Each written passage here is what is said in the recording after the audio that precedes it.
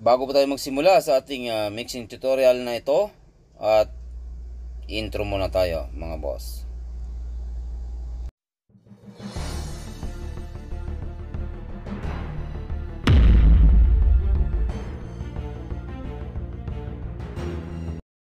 Welcome back again dito sa aking YouTube channel, Boss Speed the Painter. At sa araw nito meron tayong mimix na kulay, color tone. Yan, magmimix tayo ng iba-ibang kulay na i-adjust natin ng konti. Siyempre may mga puti tayo.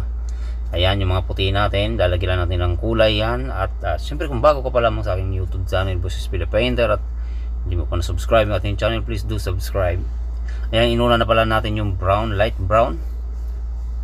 Ayan, at isusunod natin yung light green. So green tone, brown tone. Ayan, so puti at green. Ayan po yung kinalabasan ng puti at green. At yan naman, blue at puti. Haluin lang natin ng konti.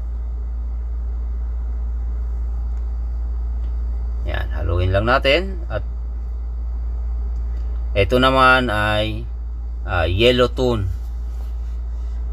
Yellow naman at saka puti.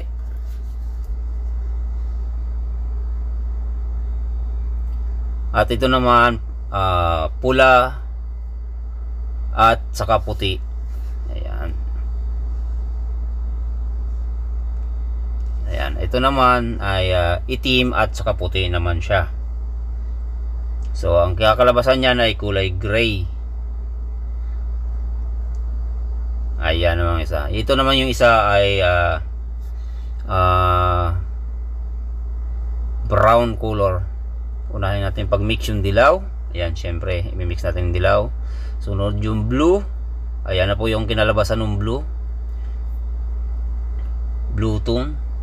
At ito naman yung itim sa kaputi.